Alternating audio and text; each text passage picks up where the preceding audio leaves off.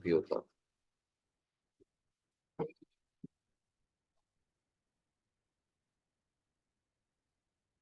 Baik, bismillahirrahmanirrahim. Assalamualaikum warahmatullahi wabarakatuh. Selamat malam. Eh, Salam jumpa lagi di bimbel sesi kesekian kalinya.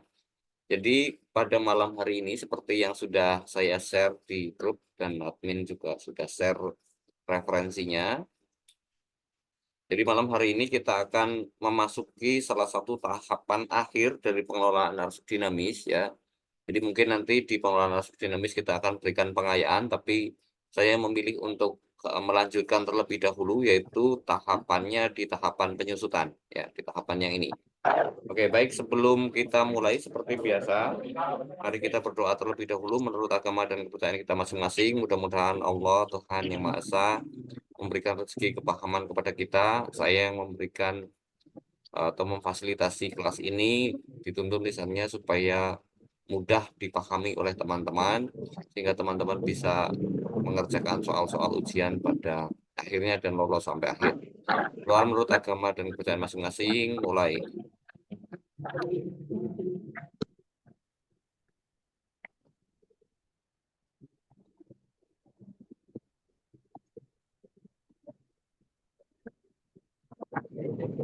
Doa selesai. Baik teman-teman, jadi menyambung yang tadi saya sudah sampaikan bahwa kita sudah sampai di tahap penyusutan. Artinya tahap penciptaan sudah kita bahas, lalu kemudian di tahap pemeliharaan juga sudah kita bahas gitu ya. Lalu tahapan selanjutnya adalah tahapan apa namanya, penyusutan gitu ya. Nah, di tahapan penyusutan ini kita akan menemukan 3 skema penyusutan. Yang namanya penyusutan pasti arsipnya berkurang gitu ya, bukan malah jadi tambah banyak gitu. Nah, kita akan masuk ke slide-nya bagaimana secara rinci penyusutan itu dilakukan. Gitu ya, kalau mengikuti bagian yang ada di layar teman-teman, penyusutan itu rujukan utamanya atau instrumen utama yang akan digunakan. Ya, instrumen utama yang akan digunakan adalah bernama jadwal retensi arsip. Nanti kalau teman-teman belum paham jadwal retensi arsip itu apa, silahkan eh, materi apa namanya, silahkan ke materi instrumen kearsipan ya, instrumen kearsipan di sana kita jelaskan jadwal retensi arsip itu apa. Itulah instrumen utama yang akan kita gunakan dalam kegiatan penyusutan. Ini suaranya bercampur ya, saya mute dulu supaya.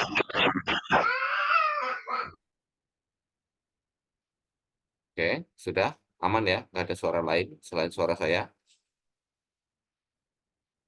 Oke, saya masuk ke slide.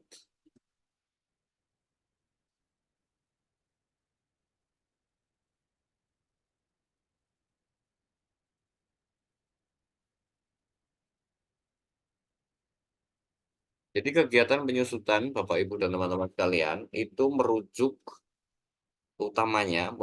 pengaturannya itu merujuk pada Perka Andri nomor 37 tahun 2016. Ini tolong dicatat ya. Jadi teman-teman tidak perlu menghafal pasal. Jadi kalau nanti ada pertanyaan, Pak, saya perlu menghafal pasal, tidak. Teman-teman yang perlu eh, hafal, yang perlu teman-teman pegang adalah ini ya. Perka 37 tahun 2016 tentang penyusutan. Nah, ini teman-teman harus harus apa? Harus ingat ya. Nomor perkanya dan tentangnya. Ini tentang penyusutan. Karena ini apa? Ini kalau teman-teman yang utamanya yang PA dan AR, pertanyaan pengelolaan arsip dinamis itu banyak tentang pertanyaan penyusutan. Gitu ya. Setahu saya biasanya pertanyaan ini banyak. Jadi teman-teman tolong jangan sampai jangan sampai nggak kepegang nih nomor perkanya. Oke, kita cicil nomor perkanya dulu. Tolong teman-teman catat sebagai referensi utama. Oke, kita masuk ke definisi ya. Definisi penyusutan seperti yang tadi saya bilang, penyusutan adalah, ingat ya, susut berarti pengurangan. Apa yang dikurangi? Yang dikurangi adalah jumlah arsip. Oke, yang dikurangi apa? Jumlah arsip. Dengan cara pemindahan arsip inaktif dari unit pengolah ke unit kearsipan. Itu satu cara. Yang kedua adalah pemusnahan arsip yang tidak memiliki nilai guna. Itu cara kedua. Lalu kemudian penyerahan arsip statis ke lembaga kearsipan. Itu cara ketiga. Supaya lebih mudah, barangkali saya akan membaginya ke dalam area-area. Jadi awalnya arsip dinamis aktif itu ada di UP, ya kan? Lalu kemudian dari arsip dinamis aktif itu kan punya retensi nanti, ya. Kemudian dari aktif berubah menjadi inaktif, ya. Ini memasuki fase inaktif. Lalu kalau sudah memasuki fase inaktif, maka dari UP harus dipindah ke UK. Ini dipindah ke UK. Sehingga arsip inaktifnya ini dipindahkan dari sini ke sini, gitu ya. Sehingga yang tersisa di sini arsip apa? Tetap arsip aktif. Yang tersisa di UP hanya arsip aktif. Yang sudah memasuki inaktif dipindahkan ke UK. Itu adalah penyusutan yang pertama. Oke. Penyusutan yang kedua, karena inaktifnya sekarang ada di UK, ya. Sekarang arsip inaktifnya ada di UK, maka ini kan inaktif pindah ke sini. Kalau tulisan kan di copy paste ke sini kan, inaktif dipindah ke unit kearsipan, maka di sini yang kedua adalah apa namanya? Pemusnahan arsip yang tidak memiliki nilai guna. Kan arsip inaktif itu kan sudah jarang digunakan atau frekuensi penggunaannya sudah menurun bahasanya gitu kan. Jarang digunakan. Maka kemudian menurut JRA yang sudah habis masa simpannya, sudah jarang digunakan, sudah melewati retensi, kemudian dia masuk ke daftar arsip usul musnah. Nah, yang ini yang diproses untuk kegiatan pemusnahan. Ini yang kegiatan penyusutan yang kedua. Kegiatan penyusutan yang ketiga adalah karena tidak semua arsip inaktif ini kemudian bisa diusulkan musnah, pasti ada yang berketerangan permanen. Yang berketerangan permanen ini dipindahkan ke LK, gitu ya. Dipindahkan ke mana? Ke LK. Pertanyaannya LK itu apa saja? LK itu apa saja ya? LK itu ada ANRI di level pusat, ada apa? Lembaga kearsipan, apa namanya ini?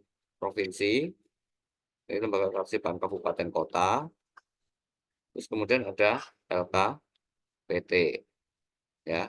Ini bentuknya apa? Biasanya dinas kearsipan. Ini gini, ya. Ini LKPT. Jadi arsip dinamis yang kemudian berketerangan permanen menjadi arsip statis. Arsip statisnya mengalir kemana? Ke lembaga kearsipan. Lembaga kearsipan itu isinya apa? Ini. Oke ya. Mudah-mudahan sampai sini jelas. Kalau belum jelas nanti kita detailkan ke bawah lagi. Oke. Mudah-mudahan sampai sini jelas ya. Saya akan lanjutkan slide-nya.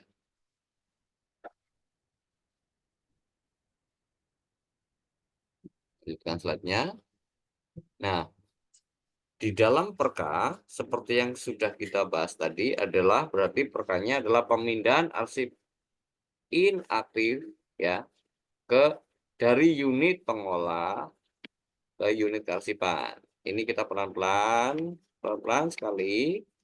Jadi UK itu unit kearsipan. Jadi kalau misalnya teman-teman ada yang baru gabung, terus kemudian penasaran dengan isi Zoom-nya, mungkin teman-teman bingung, ini ngomongin apa sih ya?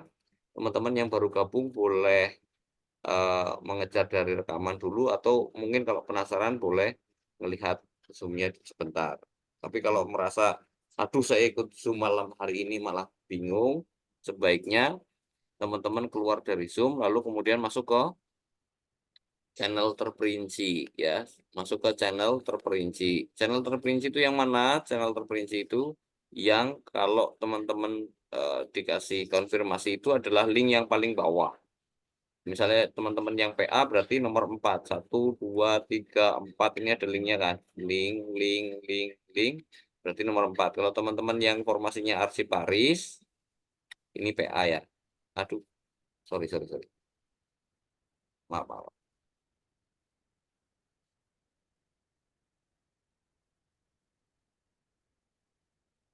Kenapa kecolek? Kalau teman-teman yang P3K, maaf, salah lagi.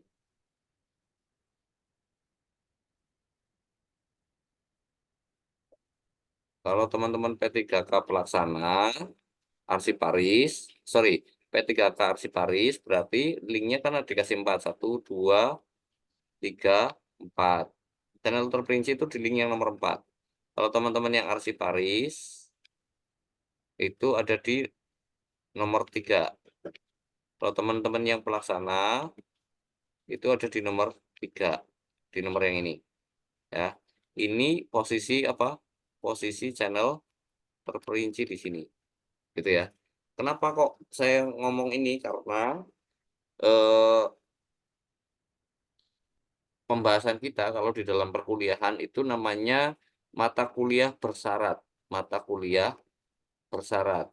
Jadi kalau misalnya yang awal nggak ngerti, jadi tahap satu nggak ngerti, kemungkinan memasuki tahap yang kedua bingung, tahap kedua belum beres, kemungkinan tahap ketiga atau pelajaran ketiganya teman-teman bingung. Jadi kalau teman-teman bingung ketika langsung mengikuti Zoom-nya, silahkan teman-teman keluar dari Zoom, kemudian masuk ke channel terperinci, ya, menggunakan link yang nomor 3 ini atau nomor 4. Masuklah secara berurutan, scroll ke urutan paling atas, gitu ya. Oke, saya mundur lagi. Tadi ruang lingkup dari Perka 37/2016 ada 3, ya.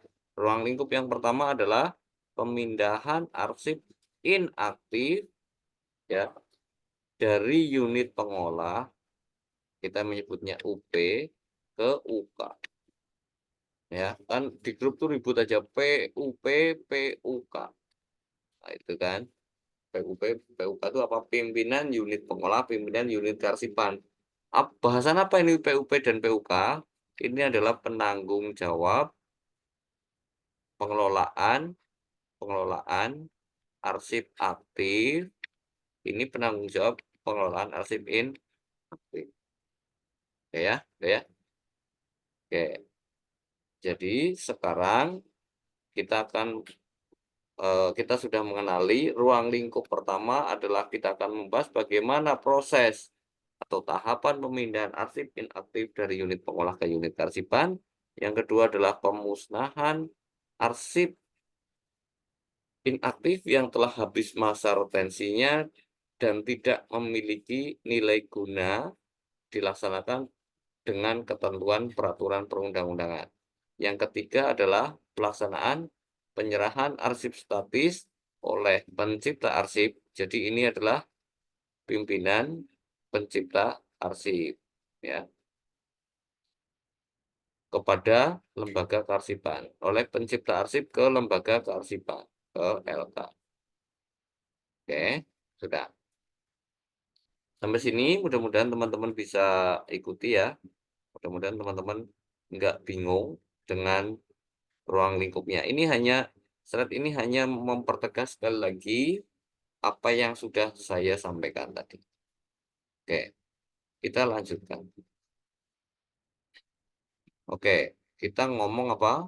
Prosedur pemindahan kalau gitu. Prosedur pemindahannya tadi dari mana? Prosedur pemindahan itu terjadi di dari unit pengolah ke unit kearsipan. Langkah pertamanya adalah menyeleksi apa? Menyeleksi arsip inaktif. Maksudnya gimana, Pak? Kan tadi masih bercampur antara arsip aktif dan inaktif. Ini bercampur, ya. Maka sekarang kita akan pilih yang mana yang sudah masuk inaktif, gitu maksudnya. Lalu kemudian setelah diseleksi, kemudian ditata di sini. Tahapan kedua adalah ditata. Tahapan ketiga adalah dibuatkan daftar arsip inaktif. Dibuatkan apa? Daftar. Jadi ada daftar, ya misalnya daftarnya ini, ya, nomornya 1 sampai 1000, misalnya nomor paling bawah 1000. Ini kan daftar arsip aktif. Ternyata yang sudah memasuki inaktif adalah 500 misalnya. Maka teman-teman akan buat daftar lagi di sini, daftar arsip inaktif yang di yang diambil dari daftar ini. Ya, yang diambil dari daftar ini. Ini yang tadinya 1000 sekarang berkurang jadi 500. Yang daftar arsip inaktifnya sekarang jadi 500. Gitu ya. Itu tahapan pertama. Oke. Tahapan pertama dari kegiatan pemindahan adalah seperti ini. Selanjutnya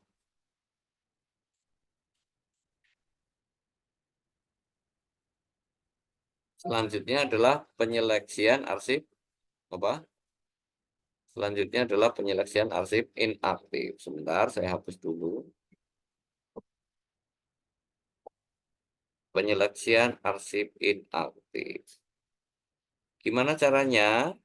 Penyelesaian arsip inaktif itu dilakukan dengan cara melihat pada kolom retensi aktif. Oke, gimana? Penyelesaian arsip inaktif ini dilakukan melalui CRA dengan cara melihat pada kolom aktif. Pak, gimana prakteknya? Bentar, saya tunjukin prakteknya. Misalnya saya punya CRA. Oke, tampil ya.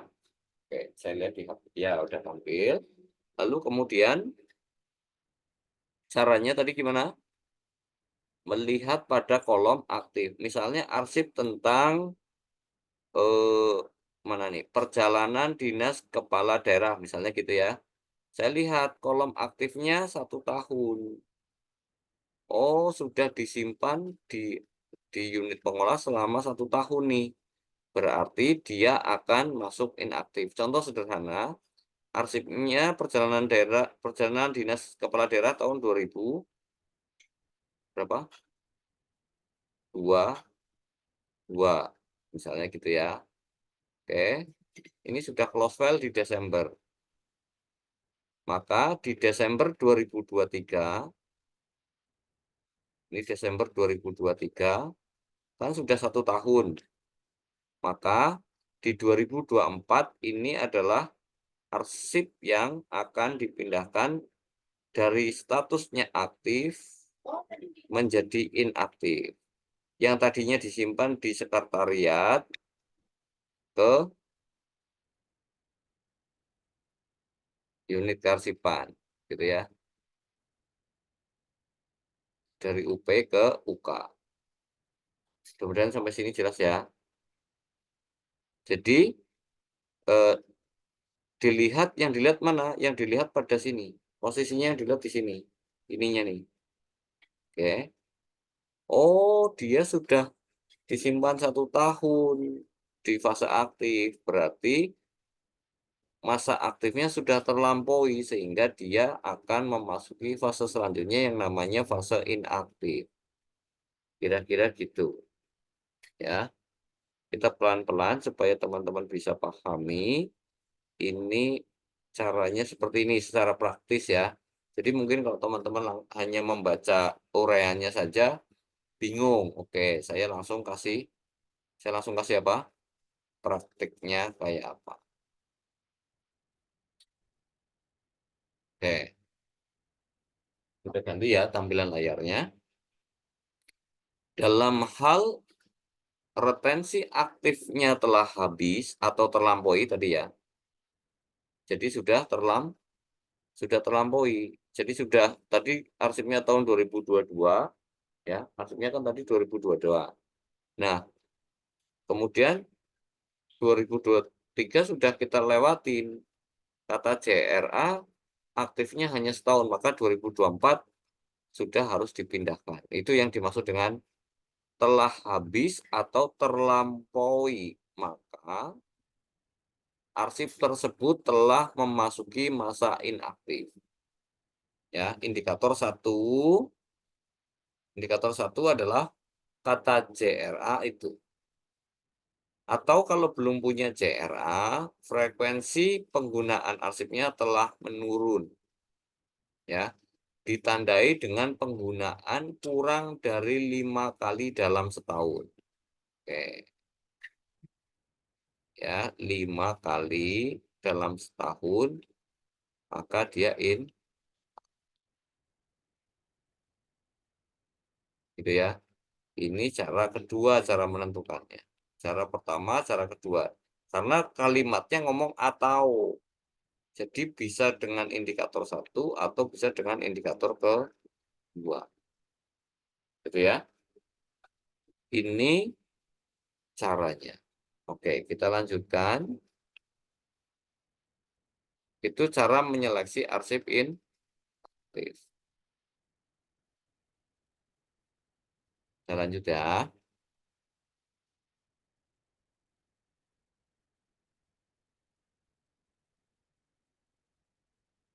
Penyeleksian sudah, kalau sudah diseleksi, kemudian tadi apa? Dilakukan penataan arsip inaktif berdasarkan apa? Berdasarkan asal-usul dan asas aturan asli. Ya, maksudnya gimana Pak? Maksudnya kalau teman-teman mau mindahin misalnya dari UP ke UK, maka misalnya teman-teman dari dinas A, A, dinas A punya berapa? Punya beberapa bagian. Asas asal usul tuh maksudnya gimana? Kalau dia dari bagian X, maka dia penataan arsipnya disatukan dengan bagian X. Yang bagian Y juga disatukan bagian Y. Misalnya ini lemari arsip, gitu ya. Lemari arsip itu begini ya. Jadi misalnya ini barisan arsip semua dari bagian X, sorry. Yang ini dari bagian Y, boleh. Tapi tidak boleh apa? Tidak boleh ini arsip X, ini arsip Y, ini arsip X, ini arsip Y, ini arsip X, ini arsip Y, enggak gitu. Jadi kalau semuanya ini X ya X semua. Ini Y semua. Gitu ya. Gitu. Disusun berdasarkan apa? Asal usulnya. Unit kerjanya awalnya unit kerja mana, dia akan mengelompok begitu. Dan aturan asli. Aturan asli itu gimana?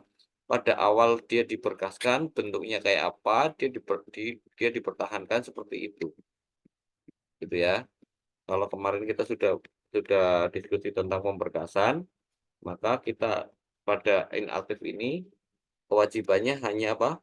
Hanya menjaga asal usulnya dari mana, aturan aslinya ketika dia diberkaskan awalnya gimana. Gitu ya. Mudah-mudahan teman-teman bisa paham. Oke. Lalu penjelasan lebih lanjutnya adalah penataan arsip inaktif pada unit pengolah atau unit kerja ya dilaksanakan melalui kegiatan pertama diatur fisiknya, kemudian yang kedua dibuatkan daftarnya atau pengolahan.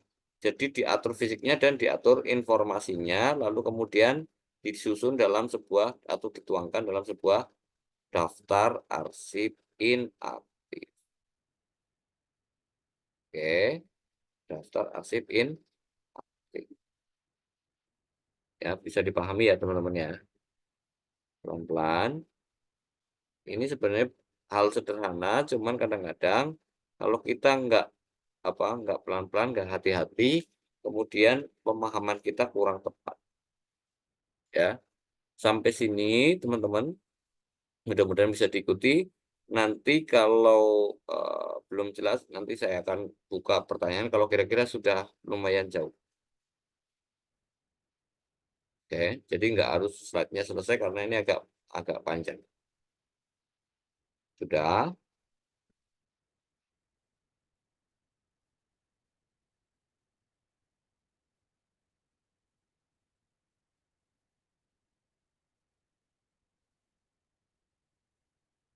Yang prosedur selanjutnya adalah pembuatan daftar arsip.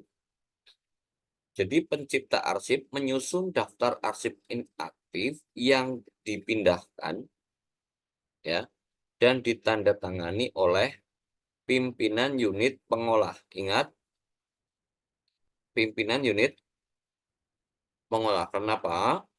Karena sejak awal yang menjadi penanggung jawab dari kegiatan arsip aktif adalah yang menjadi penanggung jawab kegiatan arsip aktif adalah pimpinan UP. Sementara yang inaktif, maaf ini salah. Sementara yang inaktif adalah pimpinan unit penarsipan. Oke. Lalu pencipta arsip menyusun daftar arsip inaktif yang dipindahkan dan ditandatangani oleh pimpinan unit pengolah atau unit kerja selaku yang memindahkan arsip dan unit kerja di lingkungan pencipta arsip selaku penerima arsip atau pejabat yang diberikan kewenangan. Ya, jelas ya. Saya kira ini jelas.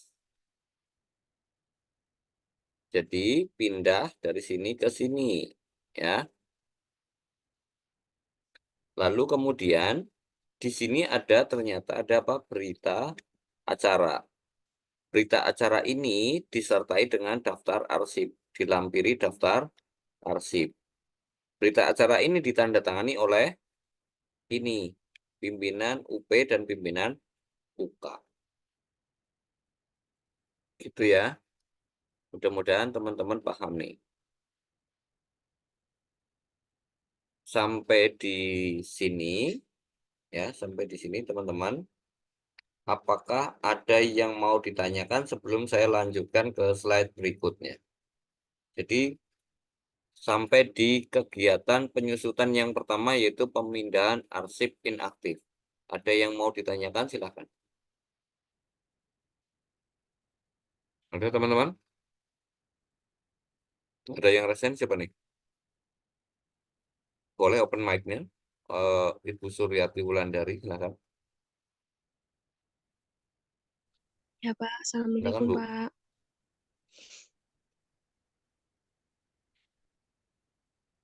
Terdengar suara saya Pak? Mana? Terdengar suara saya Pak? Oh ya, aman.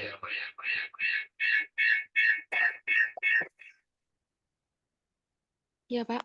Ya, silahkan. Suara Bapak menggema Pak. Oke, aman ya? Aman Pak. Jadi yang mau saya tanyakan, kemarin kan saya udah coba buka contoh soal-soal SKB Karsipan tuh kan Kak. Itu untuk PNS kan Pak. Hmm. Ya, terus saya tuh nemu pertanyaan yang eh, tentang lembaga kearsipan. Tadi kan yang Bapak sebutkan itu kan ANDRI, kabupaten atau kota, provinsi sama PT. LKPT, Ya, Lembaga Karsipan tapi Perguruan Tinggi. jadi pertanyaannya tuh di situ kecuali Pak. Terus ada Hmm. 4 opsi, semuanya tuh ada. Tapi jawabannya di situ kunci jawabannya PT. Jadi gimana Pak kalau ada soal seperti itu Pak jawabnya? Itu kan semua termasuk lembaga karsipan. PT atau LKPT, coba dicek lagi. Oke Pak. Ya, jadi Heeh. kadang-kadang itu soal jebakan. Jadi antara LKPT dengan LKPT dengan PT, PT itu maksudnya perguruan tinggi ya, kan beda di sininya kan. Nah, kamu mungkin kejebak di sini, paham ya? Kalau LKPT itu apa Pak? LK itu. Kalau Lembaga PT. Kearsipan Perguruan Tinggi. Hmm. Jadi tadi mungkin kurang jelas ya. Lembaga kearsipan itu salah satunya adalah lembaga kearsipan perguruan tinggi. Mungkin di opsi di, di situ ditulisnya perguruan tinggi. Terus kamu bingung, dah terus opsinya yang mana dong? Opsinya yang dikecualikan berarti yang ini. Karena harusnya jawaban yang benar adalah LK, Lembaga Kearsipan Perguruan Tinggi. Coba dicek. Oh iya Benar Pak. nggak? Berarti iya Pak. Nah, ya itu jebakan namanya. Ya Pak. Makasih Ya, Pak. ya. Oke. Em, Pak Abimayu, ya kan? Ya Pak, Assalamualaikum. Waalaikumsalam. Nah, yang ingin saya tanyakan tuh Pak, dalam hal pemindahan arsip inaktif dan penyerahan arsip statis itu kan melihat JRA Pak. Hmm, Nah, itu periode penglihatan JRA itu apakah ada periodenya, apa terserah pimpinannya Pak? Atau ada periodenya? Itu. Terima kasih. yang mana? Yang penyerahan atau yang mana? Yang pemindahan Pak, pemindahan Kalau pemindahan pemindahan kan arsip bisa dilakukan secara rutin, ya kan? Misalnya secara rutin berarti kan harus 1 tahun sekali. Kalau daftar kan UP kan harus menyetorkan apa? Menyetorkan daftar arsipnya 6 bulan sekali atau setahun 6 bulan sekali. Kalau pindah minimal kan 1 tahun sekali. Kalau serah ke statis, serah itu minimal 10 tahun 1 kali gitu. Jadi mungkin gini-gini, sebentar. Sepertinya teman-teman belum mau mengikuti ritme. Jadi maksud saya gini, saya membuka forum, ini kan slide-nya masih banyak nih. Saya baru sampai ke slide 7. Ya. Saya kasih waktu dulu teman-teman untuk bertanya itu maksudnya bertanyalah slide 1 sampai 7. Jadi jangan tanya dulu slide ke 8, 9, dan 10 karena saya belum selesai menjelaskan 8 dan seterusnya gitu. Jadi coba ya, saya akan kasih kesempatan, tolong teman-teman yang pastikan yang resen itu adalah teman-teman yang bertanya slide 1 sampai 7. Kalau tidak bertanya slide 1 sampai 7, silahkan turunkan tangannya lagi. Oke, ini ada 3 orang soalnya. AR Ama, AR Norma Yuma, PL Robi Saputra. Oke, coba. Saya ingin memastikan semua yang bertanya adalah pertanyaan nomor 1 slide nomor 1 sampai nomor 7. Kalau bukan pertanyaan itu, turunkan dulu tangannya. Oke, masih masih resen berarti saya anggap yang masih resen ini adalah pertanyaan nomor 1 sampai 7 ya. Oke, silakan AR Ama. Baik, Pak. Terima kasih, Pak. Yang saya tanyakan itu slide terakhir yang tentang pembuatan Mm-mm. daftar arsip inaktif. Nah, itu kan saya lihat di PP 28 itu kan ada sekurang-kurangnya membuat PAUP. Nah, itu harus dihafal nggak, Pak ya? Ya, Halo, daftar Pak. arsip ya. Iya, Pak. Daftar arsip itu harus dihafal nggak, Pak? Kan sekurang-kurangnya ada PAUP, nomor arsip, klasifikasi gitu, Pak. Kasih, Pak. Ya, jadi kalau metadata teman-teman memang harus paham ya. Jadi daftar arsip atau daftar berkas dengan daftar isi berkas. Sepertinya saya di sana sudah menjelaskan daftar berkas dan daftar isi berkas. Daftar berkas metadatanya isinya apa saja, daftar isi berkas isinya apa saja. Supaya teman-teman tidak lelah membedakan di antara keduanya. Ini dua-duanya daftar arsip ya. Daftar arsip itu ada daftar berkas dan daftar isi berkas. Itu maksudnya. Dua-duanya daftar juga. Namanya daftar arsip. Tapi yang satu daftar berkas, yang satu daftar isi berkas. Bagaimana membedakan keduanya? Kalau daftar berkas pasti ada metadata tentang nama unit pengolahnya. Yang ini tidak ada. Ya, berarti kalau muncul opsi daftar berkas, berarti ada ininya. Yang ini tidak ada. Pertanyaannya yang mana gitu aja. Nah, kalau daftar arsip yang mau dipindahkan, ini daftar arsip yang berupa apa? Kalau sejak apa sejak aktif sudah jadi daftar berkas dan daftar isi berkas, berarti kan pembuatan daftar ini tinggal mengcopy ini ya. Pertanyaannya metadatanya kayak apa? Metadatanya adalah kita bisa bedakan ini antara daftar berkas pasti memuat metadata yang isinya ada UP-nya, unit pengolah dari mana maksudnya. Yang ini daftar isi berkas tidak akan memuat metadata. Metadata itu kolom-kolom itu loh. Ngerti nggak metadatanya? Sebentar ya, supaya saya agak pelan-pelan. Yang saya maksud dengan metadata itu adalah data dari data. Kan ini misalnya daftar arsip memanjang gini kan. Nah, kalau kolomnya daftar berkas, itu kan ada nomor misalnya gitu ya. Ada unit pengolah di sini biasanya, unit pengolah. Di sini ada klasifikasi, di sini ada apa? Uraian, di sini ada apa? Periode atau tahun gitu ya. Di sini ada keterangan gitu ya. Nah, yang membedakan daftar berkas dan daftar isi berkas salah satunya adalah daftar berkas itu memuat informasi tentang atau metadatanya itu atau kolomnya itu ada kolom tentang unit pengolah mana dia gitu. Kalau daftar isi berkas tidak ada apa? Tidak ada metadata atau kolom tentang unit pengolah.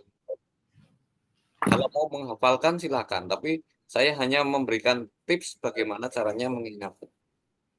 Ya, oke. Terjawab nggak? Terjawab Pak tentang perbedaan daftar arsip itu kan ada dua, Hmm, berkas sama isi berkas ya Pak ya. Nah, hmm, saya tanyakan itu saya lihat di pasal 42 itu tentang berkas aktif itu kan daftar arsip itu ada dua yang Bapak jelasin. hmm, Nah, sedangkan pada saat di inaktif itu di pasal 44 dia hanya menjelaskan daftar arsip aja Pak, daftar arsip hmm, inaktif aja, tidak hmm, bercabang seperti aktif. Itu hmm. gimana Pak maksudnya? Iya, kalau sejak awal sudah daftar kalau sejak awal daftar arsip itu apa?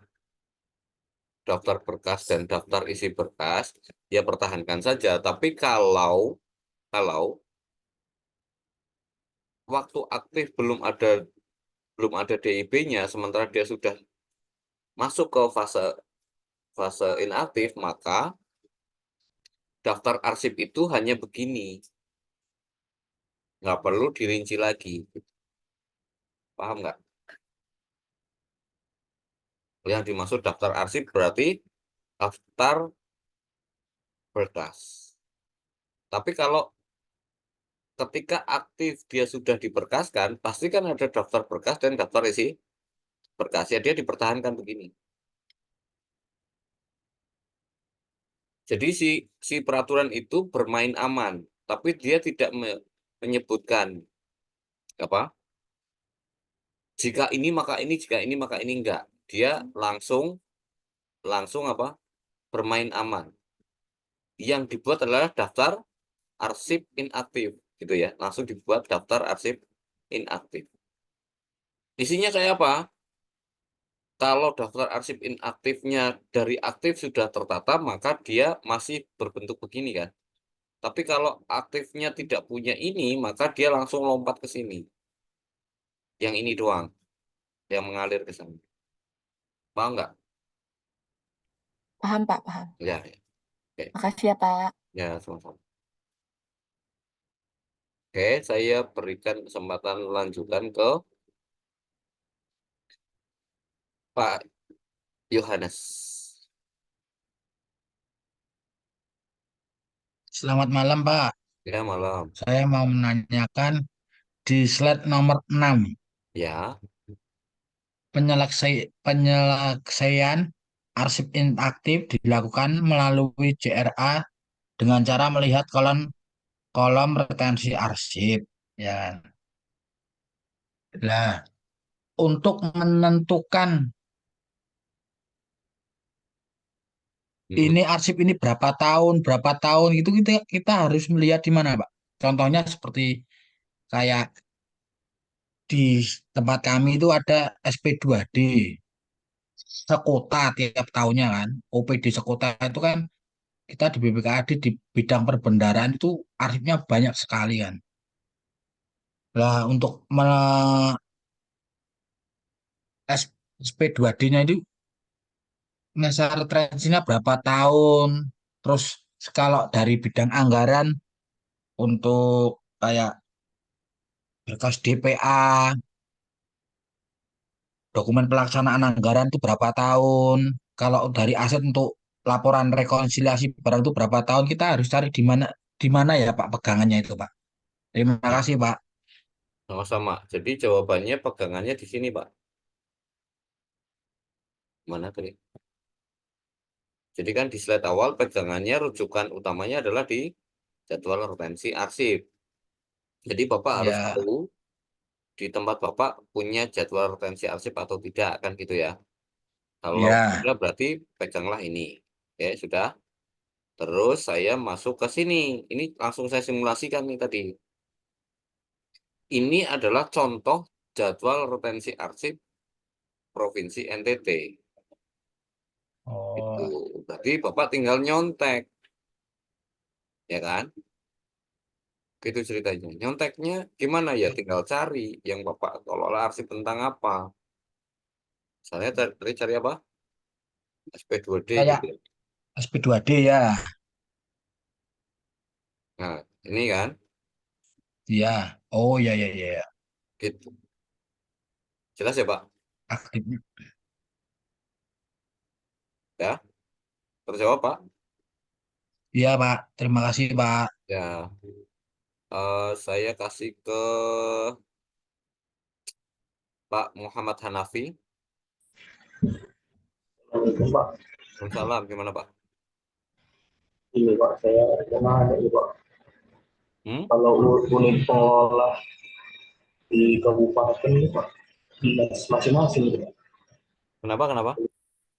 unit pengelola arsip Hmm. itu kalau di kabupaten itu di dinas dinas terkait gitu Pak, pengelolanya. Heeh. Jadi Nah, terus pertanyaannya, kalau kalau unit kearsipan Pak, hmm, dia di dinas apa ini? ya Di dinas dinas arsip Pak. perpustakaan, dinas arsip ya? Hmm. Oh, itu, Pak. Kenal, Pak. Oh, Terima ya, kasih Pak. ya, ya. Terakhir ya, habis ini saya lanjutin. Mbak Norma Yumna, silahkan Mbak. Pak, saya cuma mau memastikan saja pemahaman Hmm. saya yang tentang penandatanganan daftar arsip tadi. Hmm. Itu kan kalau di peraturan saya baca penandatanganan itu oleh UP dan UK. Hmm. Tapi di PPT itu pimpinan UP. Itu Hmm. apa karena di UP tuh nggak bisa diwakilkan penandatanganannya, sedangkan di UK bisa karena bisa dipilih dari pejabat yang ditunjuk gitu ya, Pak? Apa betul karena seperti itu? Mana tadi? Nomor berapa ya? 6 ya? Nomor berapa? Terakhir, Pak. 10. Terakhir. Ya. Oke. Jadi karena balik lagi ke pimpinan, pasti penandatanganan pasti pimpinan. Pasti pimpinan kalau yang tanda Iya. tangan. Itu Kalau Mbak Yumna baca di mana? di peraturan yang dikirim di tele, Pak. Perka 37-nya. Iya, yang tentang penyusutan. Mm-mm. Itu penandatanganannya UP dan UK, dan sedangkan di sini itu UK-nya tuh nggak harus pimpinan. Berarti ini karena dia bisa ditunjuk dari pejabat yang diberi wewenang gitu ya, Pak? Iya, ya intinya dia tetap harus PUP dan PUK sebetulnya. Prinsip dasarnya gitu ya. Hmm. Prinsip Iya. dasarnya adalah karena dia apa?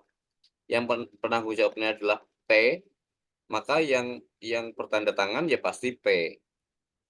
Kalau di yang bertanda tangan UK, nah UK itu kan nggak ada orangnya kan. UK kan wadahnya, strukturnya. Jadi harus jelas ininya kan. Itu aja sih. Oh, Ya iya. ujung-ujungnya Oh, iya, ini Pak. kan. Atau pejabat yang diberikan wewenang ya Iya, iya. ujung-ujungnya orang juga. Ya, Pak, paham, Pak. Oke, Terima kasih, Pak. ya sama-sama. Oke ya, saya lanjutkan dulu ya. Nanti kalau ada pertanyaan kita lanjutkan. Saya masuk ke slide ke-8. Slide ke-8 itu bicara soal apa? Prosedur pemusnahan arsip. Oke. Prosedur pemusnahan arsip. Prosedur pemusnahan arsip itu dimulai dari yang pertama adalah pembentukan panitia penilai arsip. Apa? Pembentukan panitia penilai arsip. Biasanya di sini bentuknya apa? SK tentang pembentukan panitia penilai. Jadi ada arsip tentang pembentukan panitia penilai arsip. Yang kedua, si panitia ini kemudian melakukan penyeleksian. Penyeleksian apa? Penyeleksian arsip.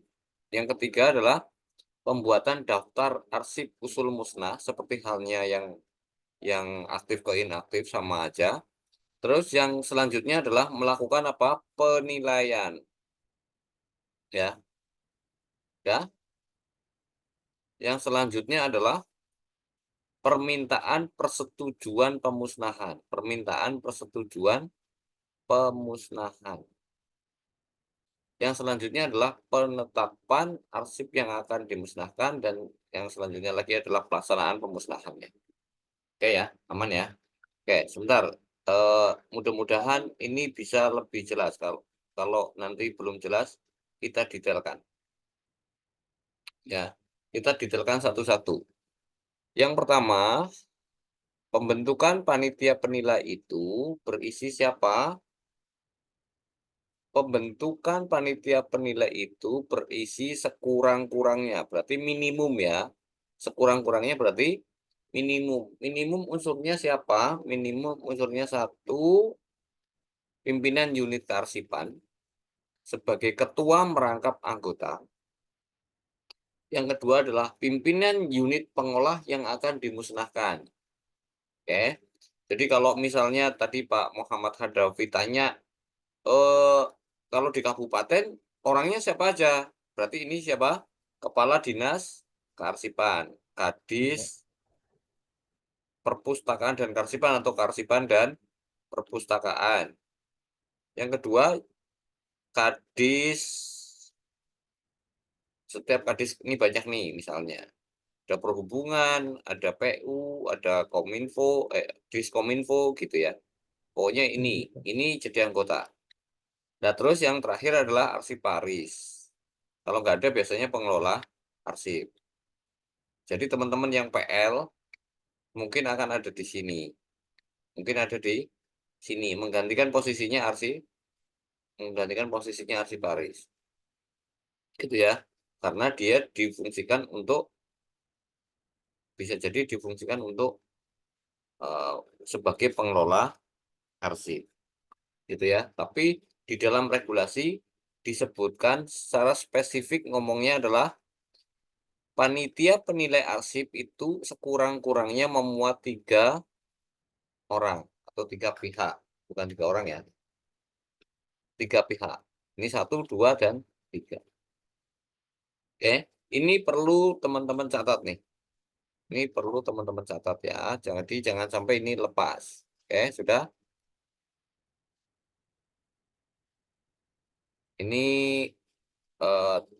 poin-poin yang sering kali dikonversi jadi soal. Oke, sudah. Nomor selanjutnya, slide selanjutnya.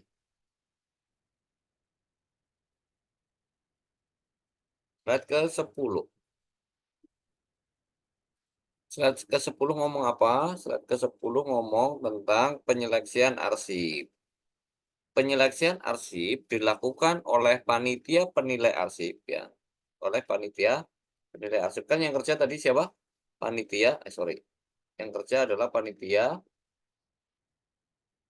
penilai arsip. Kan gitu. Melalui CRA dengan cara melihat kolom retensi inaktif pada kolom keterangan dinyatakan musnah. Ya. Panitia penilai arsip menilai arsip melalui CRA. Jadi teman-teman harus melihat CRA dengan cara melihat pada kolom retensi inaktif dan pada kolom keterangan. Jadi yang dilihat kolom mana saja? Kolom retensi inaktif dan kolom keterangan. Oke, yang bawahnya adalah penjelasan lebih lanjutnya. Kita simulasi sekarang supaya teman-teman kebayang gimana Pak, gimana Pak, gitu kan. Jadi ketika prosedur pemusnahan, cara melakukan penilaiannya tadi gimana?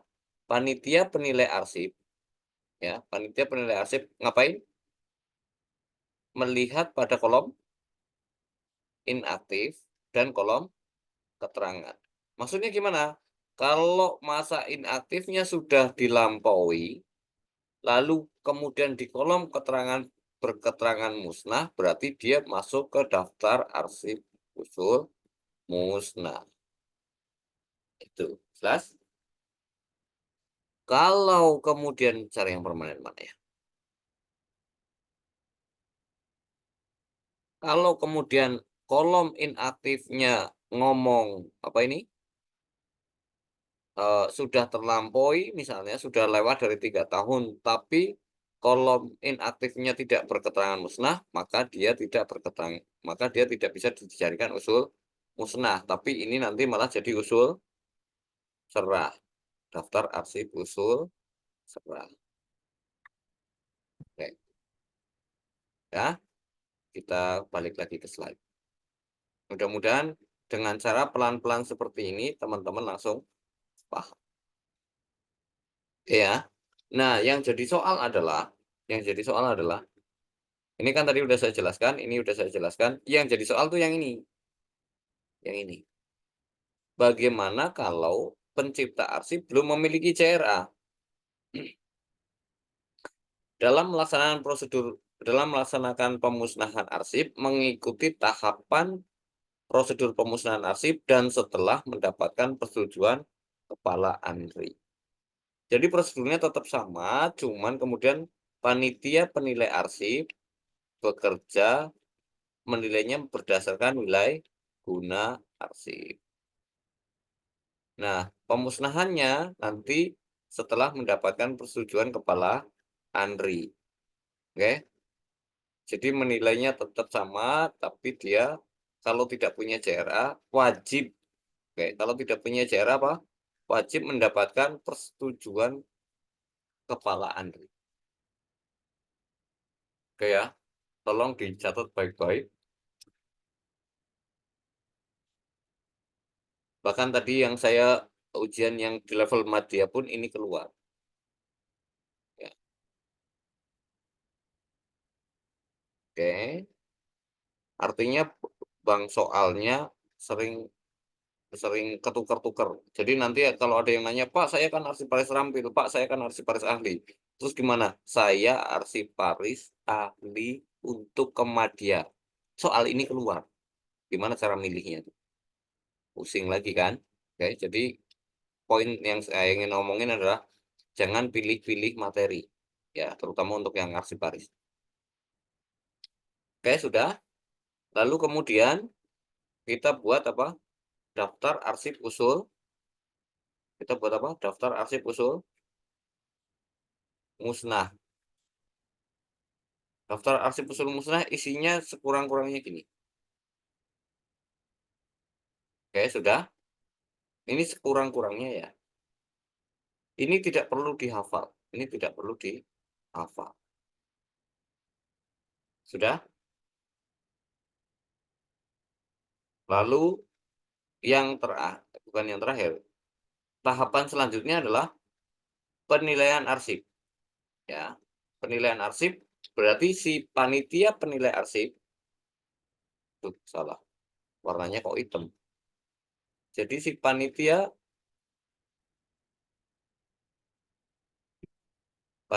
penilai arsip melakukan penilaian arsip. Outputnya apa? Ini outputnya. Dituangkan di dalam pertimbangan tertulis oleh panitia penilai arsip. Gini, ya. Jadi nanti teman-teman harus bisa mengidentifikasi dari kegiatan pemusnahan arsip,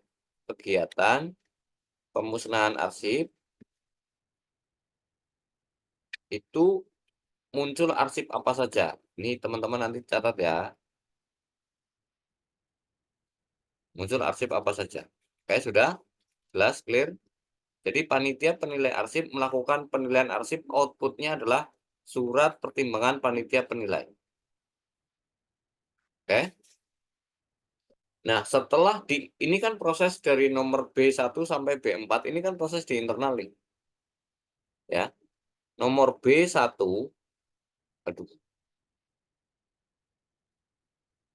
B1 sampai dengan B4, ini tadi apa? Proses di internal. Di internal itu maksudnya di pencipta arsip. Lalu kemudian proses itu dilanjut, kemungkinannya ada kemungkinan ke eksternal. Ya. Jadi ada beberapa kasus. Untuk KL, lembaga negara, kita menyebutnya KL, kementerian atau lembaga, pemusnahan di lingkungan lembaga negara harus mendapatkan persetujuan tertulis dari Kepala ANRI.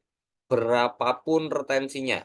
Ya, mau retensinya 1 tahun, kayak 2 tahun, kayak 10 tahun, kayak dia tetap harus mendapatkan persetujuan tertulis. Ingat, persetujuan tertulis dari Kepala ANRI. Berapapun retensinya. Pokoknya tutup mata kalau arsipnya kementerian lembaga, instansi tingkat pusat, harus dapat persetujuan Kepala ANRI. Untuk provinsi, kabupaten, kota, BUMN, BUMD, dan PTN berlaku seperti ini. Pemusnahan arsip di lingkungan kurang gede ya. Saya gedein dulu. Bentar. Supaya Bapak Ibu matanya agak nyaman. Oke. Supaya agak nyaman ya.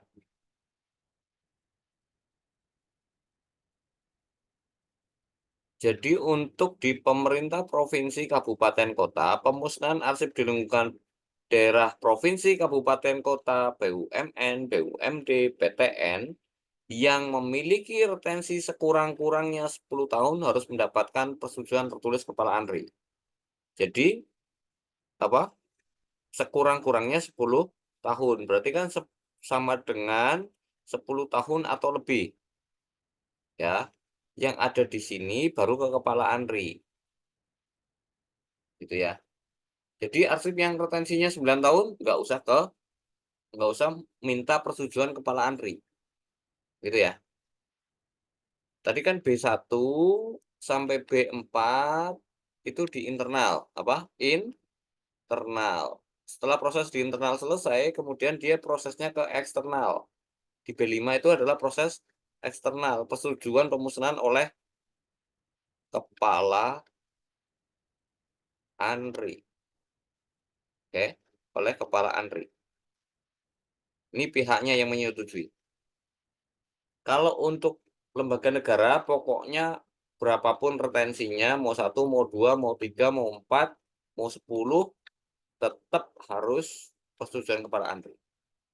Kalau yang ini, sekurang-kurangnya 10 tahun atau lebih, baru minta persetujuan kepala ANRI. Yang bawah, pemusnahan arsip di lingkungan yang tadi, memiliki retensi di bawah 10 tahun, kurang dari 10 tahun,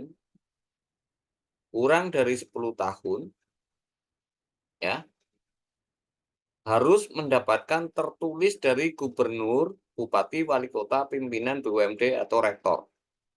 Jadi tidak harus ke ANRI, tapi dia ada di internal. Dia stay di internal. Stay di internal. Pimpinan tertingginya. Internal itu maksudnya pimpinan tertinggi. Tertinggi. Yang kurang dari 10 tahun. Lanjut persoalannya. Jika tanpa JRA, maka dalam hal pemusnahan arsip tanpa JRA harus mendapatkan persetujuan kepala ANRI. Nah, ini persoalan. Kalau berarti ada di sinikah? Ada di sinikah? Kalau dia tidak punya JRA, ada JRA dicoret, maka dia akan ke kepala ANRI. Harus mendapatkan persetujuan kepala ANRI. Ya, mudah-mudahan dengan 3 kondisi ini Bapak Ibu bisa memahami. Oke. Nggak apa-apa, nggak langsung paham, nanti kan untuk yang untuk yang teman-teman itu nanti akan mendapatkan latihan soal, terus untuk yang arsiparis dan P3K arsiparis dan CPNS nanti akan lanjut ke akuisisi, sehingga teman-teman suka tidak suka, mau tidak mau, seolah-olah akan mengulang pelajaran ini. Ya. Oke, saya lanjutkan.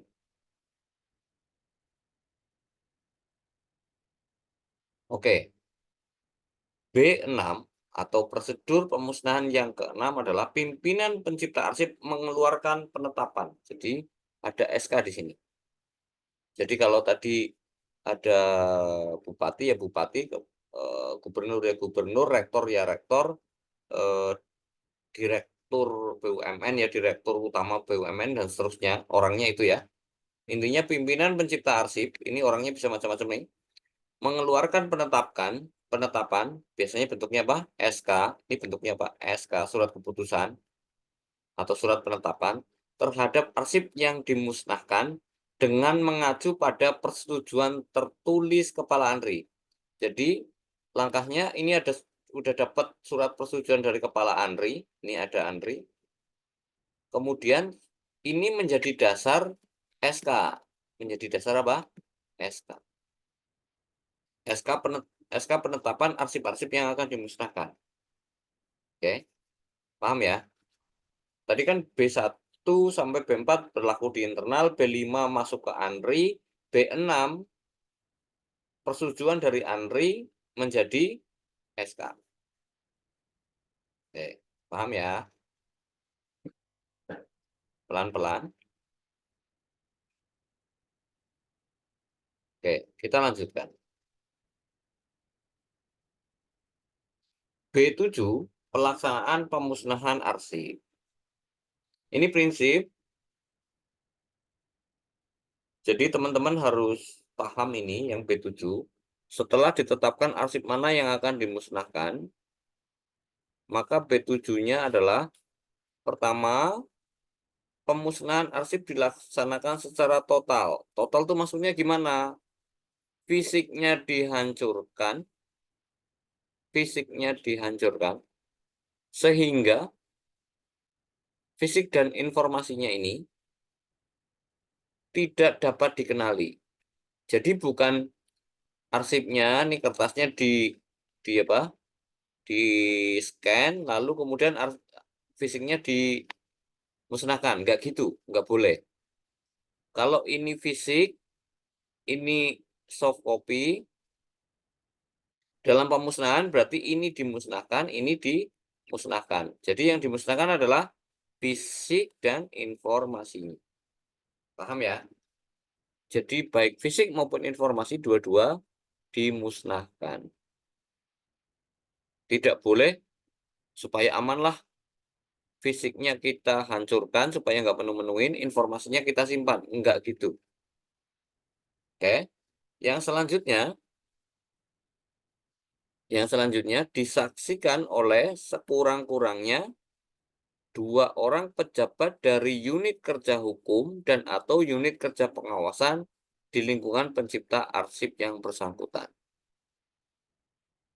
Oke, berarti kalau tadi panitia penilai arsip terdiri sekurang-kurangnya ada 3, siapa tadi?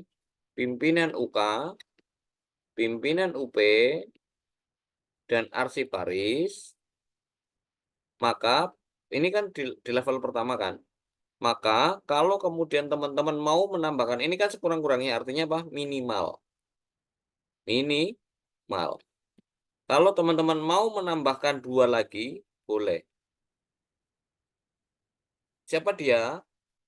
Pejabat dari unit bidang hukum dan atau unit kerja pengawasan. Dan atau berarti bisa salah satunya, bisa dua-duanya. Ya. Berarti tambahannya bisa tambah 1, bisa tambah 2. Oke. Yang selanjutnya, pelaksanaan pemusnahan arsip disertai penandatanganan berita acara yang memuat daftar arsip yang dimusnahkan. Jadi nanti teman-teman tolong dikasih catatan, semua kegiatan penyusutan itu tadi kan ada 3, pindah, musnah, serah, itu selalu ada apa? Berita acara. Ini selalu. Oke. Silahkan dikasih note bahwa semua kegiatan apa?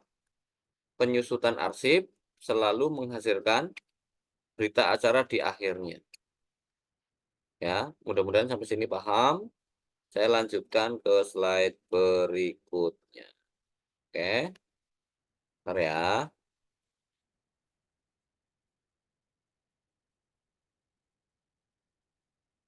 Ini adalah arsip yang tercipta dari apa? Kegiatan pemusnahan. Setidaknya ini isinya.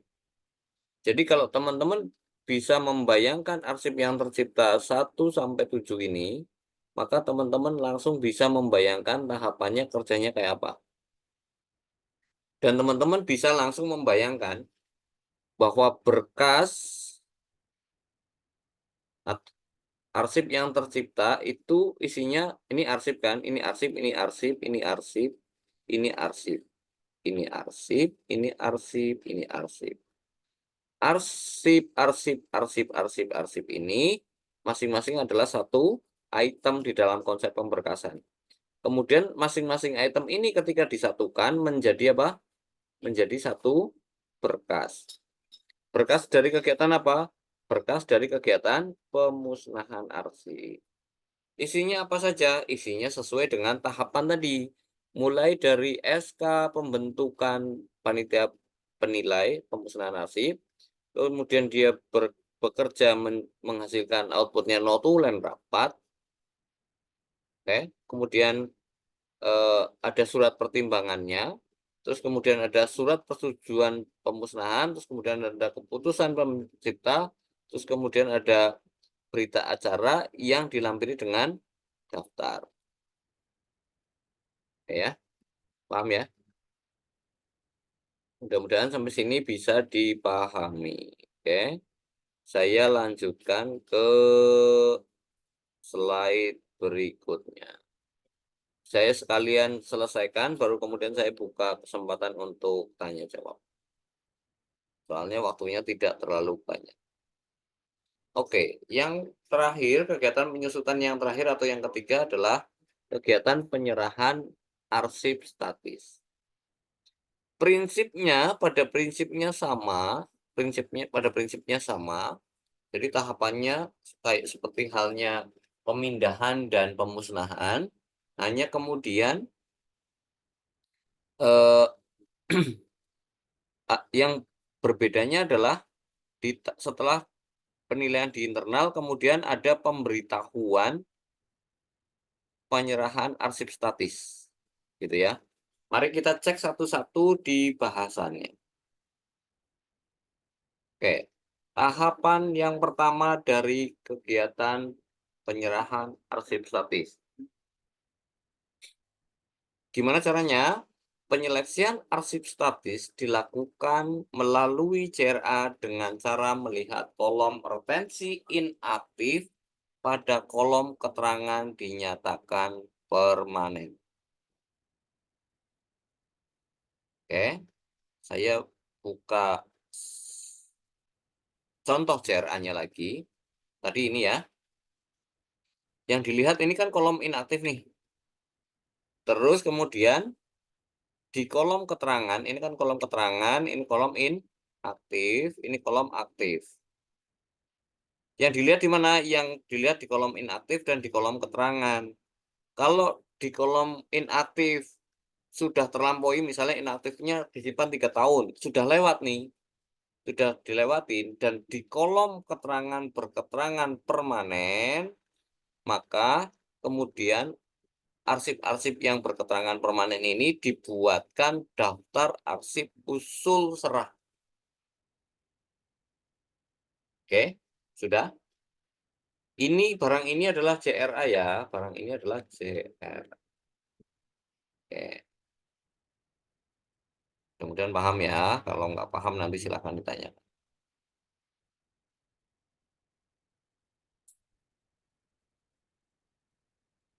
Ya, ini ya. Ini penjelasannya tadi yang saya praktekkan. Jadi kalimatnya seperti ini, prakteknya kayak tadi, ya. Hasil outputnya apa? Output penyelesaian.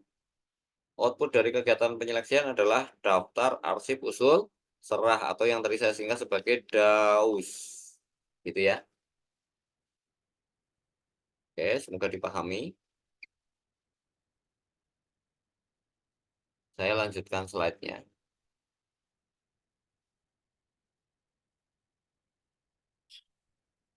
Tahapan kedua dari kegiatan penyerahan arsip statis adalah kegiatan penilaian. Jadi selalu dilalui melalui tahapan apa? Penilaian. Panitia penilai melakukan penilaian terhadap daftar arsip usul serah dengan melakukan verifikasi secara langsung terhadap fisik arsip.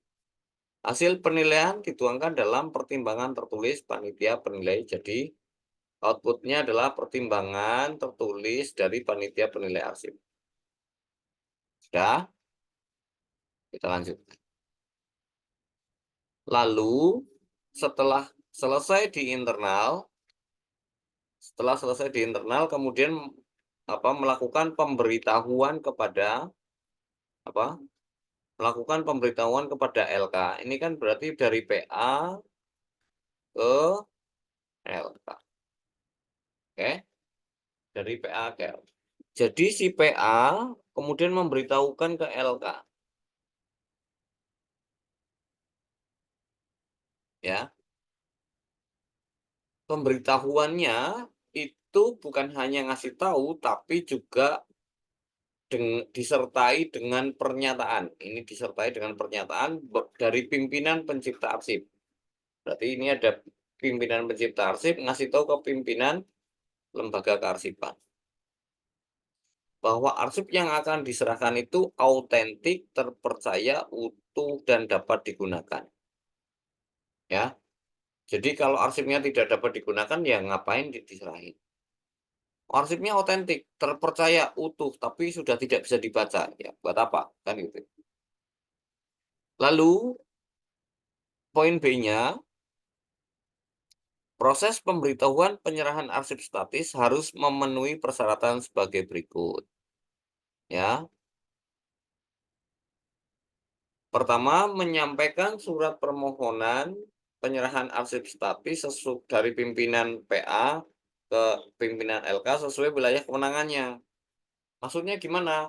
Yang kabupaten ya nyerahin ke kabupaten. Yang provinsi ya ke provinsi. Yang perguruan tinggi tadi ya ke LKPT gitu kan. Ini kan LK semua kan. LK Prof, LK Kapkot, LKPT. Kalau yang KL kemana? Ke ANRI. Itu maksudnya. Sesuai dengan wilayah kewenangannya itu maksudnya. Oke. Lalu kemudian syarat yang kedua adalah menyampaikan daftar usul serahnya. Jadi suratnya ada pernyataan ini, ya.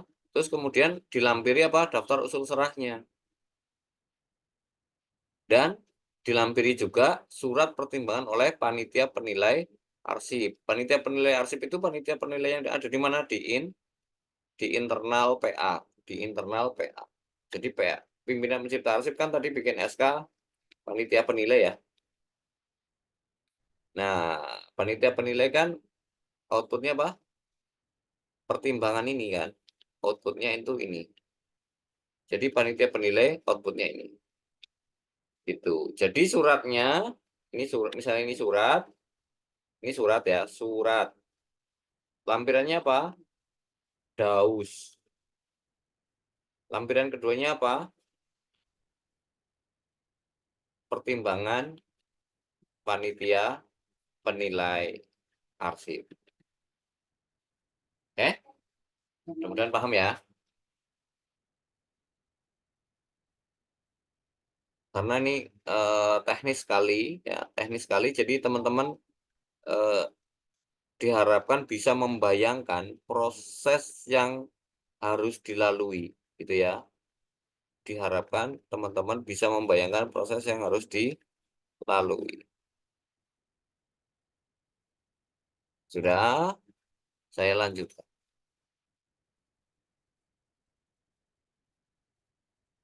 Verifikasi dan persetujuan. Tadi kalau sudah dilakukan dari apa? Dari pimpinan pencipta arsip ke pimpinan LK, maka sekarang prosesnya terjadi di mana? Di LK. Ngapain? Lakukan verifikasi dan persetujuan. Apa yang dilakukan? Pimpinan atau kepala lembaga karsipan sesuai wilayah kewenangannya melakukan verifikasi daftar arsip usul serah berdasarkan permohonan tadi. Ya, dia melakukan apa? Pertama, satu, verifikasi. Kedua, kepala lembaga kearsipan sesuai wilayah kewenangannya memberikan rekomendasi terhadap arsip yang akan diserahkan. Jadi yang kedua ini kepala lembaga atau PLK, pimpinan lembaga kearsipan memutuskan tolak atau terima. Oke. Yang ketiga, kalau dia menerima, ini kan rekomendasi. Kalau dia menerima, maka dia memberikan persetujuan. Apa? Setuju. Ya, jelas statementnya setelah dia memberikan rekomendasi menerima, kemudian dia setuju. Baik, kami setuju. Gitu ya. Oke. Mudah-mudahan sampai sini paham. Lalu saya lanjutkan ke tahapan selanjutnya. Setelah pimpinan LK, ya, pimpinan pencipta arsip, pimpinan LK. Pimpinan LK tadi apa? Setuju. Kalau pimpinan LK setuju, bilang apa? Setuju. Maka pimpinan pencipta arsip sekarang mengeluarkan SK penetapan. Ya. Arsip-arsip mana saja yang akan diserahkan ke LK. Oke, gampang kalimatnya begitu. Saya lanjutkan. Setelah pimpinan pencipta arsip menerbitkan penetapan, maka dilakukan serah terima. Pelaksanaan serah terima arsip ya oleh pimpinan pencipta arsip kepada pimpinan LK, ini pelaksanaan serah terimanya, disertai dengan apa tadi? Wajibnya disertai dengan berita acara, diikuti dengan serah terima fisik. Ya, jangan sudah ditandatangani berita acaranya, fisiknya tidak diserahkan. Ya, ngerjain itu namanya. Oke. Yang selanjutnya gelap. Jadi itu yang bisa saya sampaikan dari kegiatan kegiatan penyusutan. Kalau ada yang mau didiskusikan, silakan resen terlebih dahulu. Tadi Amma sudah, sekarang saya kesempatan pertama saya berikan ke Mbak Farah. Silakan Mbak Farah. Baik, terima kasih. Selamat malam, Pak. Apakah suara saya terdengar dengan jelas? Jelas. Baik, terima kasih, Bapak. Saya ingin bertanya terkait JRA ya. Jadi di suatu dinas itu ada dokumen yang dikeluarkan oleh dinas berdasarkan permohonan yang diajukan dari masyarakat ya. Jadi dokumen atau arsip ini dikeluarkan untuk masyarakat, tetapi juga disimpan oleh dinas ini dan sesuai dengan JRA dari peraturan daerahnya itu berketerangan permanen.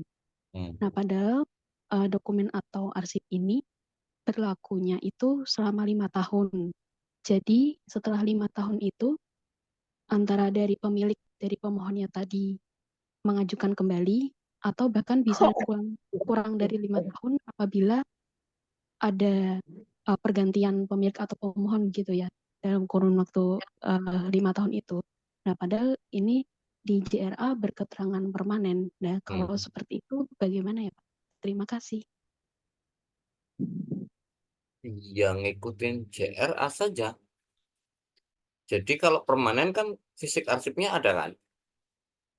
Iya Pak, tapi kan itu berlakunya hanya 5 tahun. Berarti apakah nanti misalkan saat yang terbaru itu yang disimpan lalu yang sudah tidak berlaku bisa dimusnahkan atau bagaimana ya Pak? Oke. Saya balik ke sini dulu ya supaya jelas. Jadi sebentar. Yang 5 tahun mana ya? Nah, ini misalnya. Anggaplah ini ya, ini 5 tahun ya. Terus berlakunya cuma 5 tahun. Pertanyaannya, dia permanen. Terus pertanyaannya apa? Iya, nah jadi ini kan pengajuan dari masyarakat gitu ya Pak. Dari dinas kami mengeluarkan ini terkait tata ruang sih Pak. Nah di keterangannya kan permanen. Tapi kan dokumennya itu kan hanya berlakunya 5 tahun. Kalau di JRA-nya sih aktifnya 2 tahun, inaktifnya 1 tahun, dan berketerangannya permanen. Nah, tapi yang untuk masyarakatnya ini berlakunya 5 tahun, jadi setelah 5 tahun pemilik atau pemohonnya mengajukan kembali begitu. Jadi nanti akan dibuatkan lagi. Nah, berarti nanti yang lama itu tetap permanen, tetap disimpan atau karena tidak berlaku jadi musnah begitu, Pak? Ya, pertama diperlakukan dulu close file. Close file-nya itu, close file itu maksudnya apa? Close file itu adalah, ini kan tadi berlaku 5 tahun. Berarti retensi itu baru dihitung setelah 5 tahun. Ngerti nggak? Oh ya, baik Pak. Ya, baru diretensi. Aktif 2 tahun, inaktif 1 tahun, permanen. Jadi, close file. Ini kata kuncinya ya, tolong dicatat. Jadi nggak usah bingung dengan ini. Sudah? Clear ya? Iya, paham Pak. Berarti nanti koordinasinya lebih lanjutnya kalau permanen itu dengan lembaga kearsipan ya Pak? LKD. Baik, paham. Daerah, ya. Ya, terima kasih Pak. Sama-sama. Ini kayaknya yang resen sudah gambreng nih.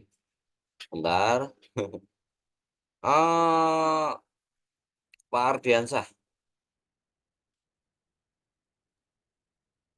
Ya, halo, Assalamualaikum Pak. Waalaikumsalam, silakan Pak. Ya, ini saya mau nanya soal yang tadi kan dijelaskan apa kalau UK itu apa namanya pimpinan tingginya itu lembaga kearsipan ya Pak. Kalau UP itu kepala dinas perangkat daerah gitu. Terus? Eh, Setahu saya kan kemarin kalau UP itu kan ada di bidang. Nah, UK itu kan ada di sekretariat. Jadi kalau persepsi saya tuh kemarin pimpinan unit pengelola itu kayak kabitnya gitu. Sementara Mm-mm. kalau pimpinan unit kearsipan itu sekdinnya gitu, Pak. Mm. Nah, gitu. Terus yang kedua, mengenai pemindahan arsip yang masa inaktifnya sekurang-kurangnya 10 tahun, itu kan tidak dari UP ke UK kan, dari UP ke UK, tapi dari pencipta arsip ke lembaga kearsipan, Pak ya. Mm. Nah, itu berarti langsung dari unit pengelolanya ke LKD atau ada proses harus ke UK dulu gitu, karena kayak melompat gitu. Itu saya belum paham sih, Pak. Soal itu. Oke. Itu aja sih, Pak. Ini kasusnya di daerah ya. Iya, iya. Kabupaten kota. Oke, bentar. Nah, gambar saya jelek lagi. Saya hapus dulu.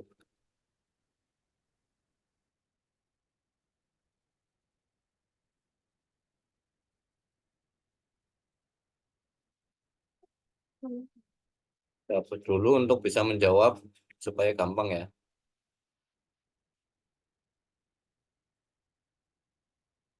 Oke. Kalau ini di kabupaten, ini bupati ya. Ini bupati dan wakil bupati, legislatif di sini ya. Ini dinas A, ini LKD. UK itu, UK 1 ada di sini. UK 2 ada di sini. Dinas teknis ya. Ini UP. Ini UP. Oke. Sudah. Pemindahan itu Iya, Pak. kalau untuk yang di bawah 10 tahun kecenderungannya ke sini. Kalau yang di atas 10 tahun pindahnya ke sini. Ke UK 1. Oke. Sudah. Iya, iya. Terus apa lagi pertanyaan? Masalahnya di mana? Itu untuk pimpinan unit pengelola itu siapa, Pak? Apakah dia kepala dinas? Kalau tadi dibilang kan kepala pimpinan tinggi ini kepala dinas gitu. Sependengaran Kalau saya atau pimpinan kabit gitu. pencipta arsip dalam kasus Iya, ini berarti ke sini kan? iya, Kalau pimpinan UP berarti ke sini. Kalau untuk kabupaten kota,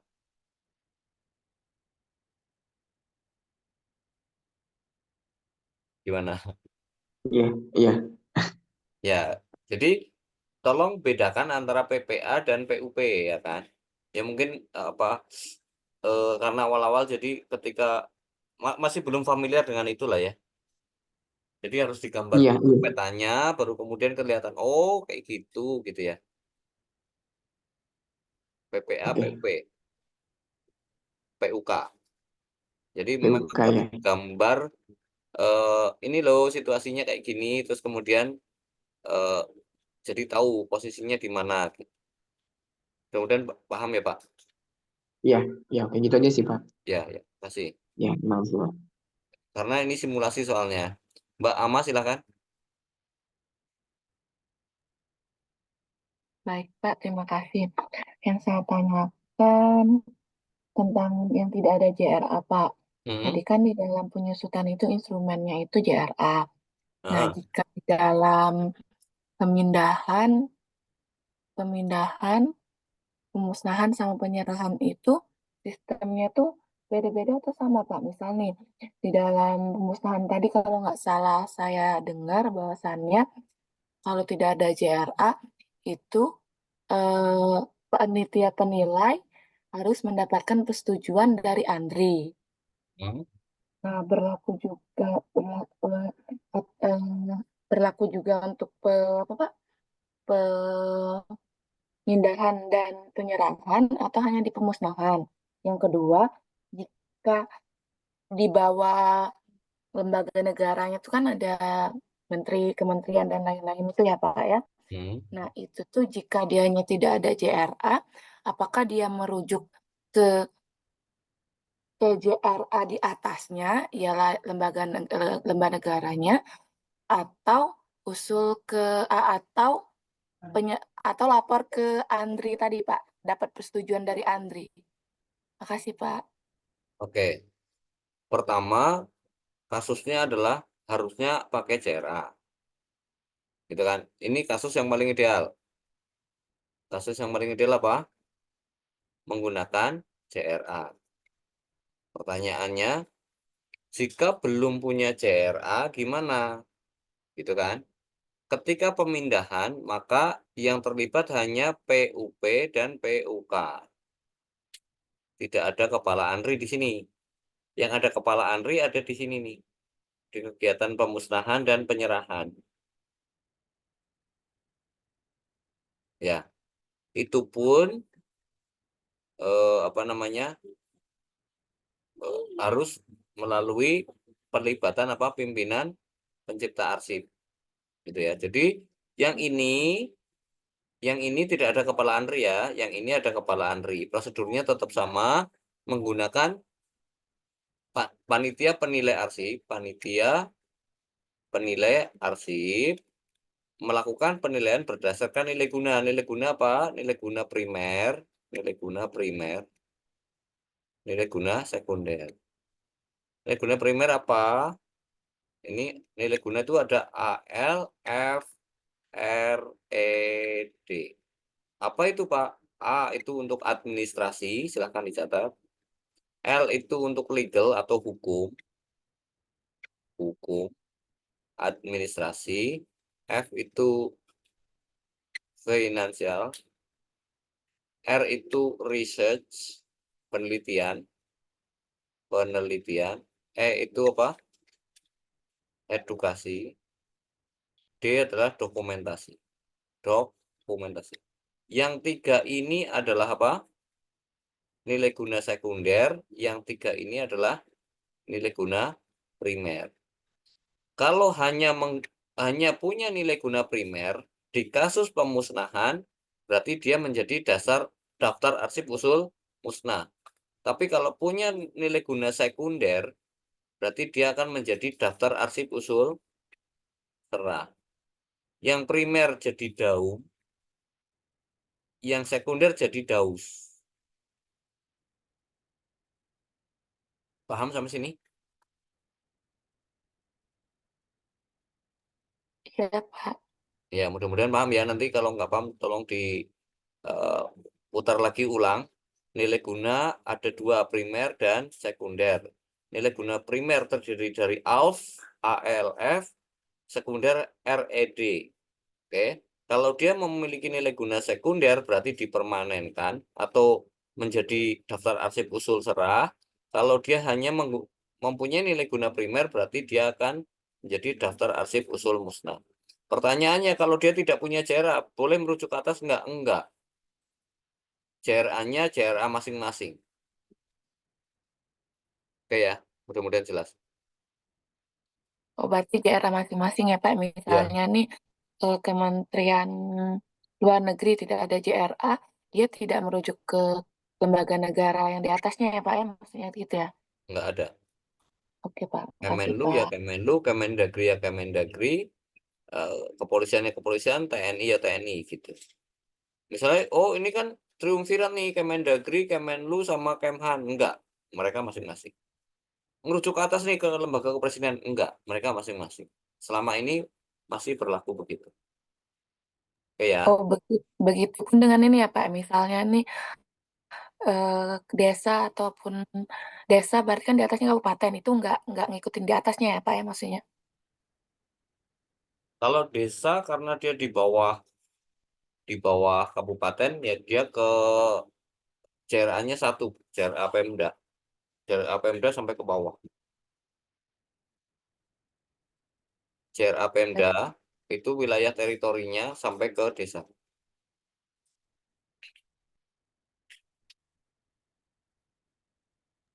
Makasih, Pak. Ya, saya kesempatan yang belum pernah Ibu Hadijah, habis itu Pak Hasan Fauzi. Bu Hadijah, silakan.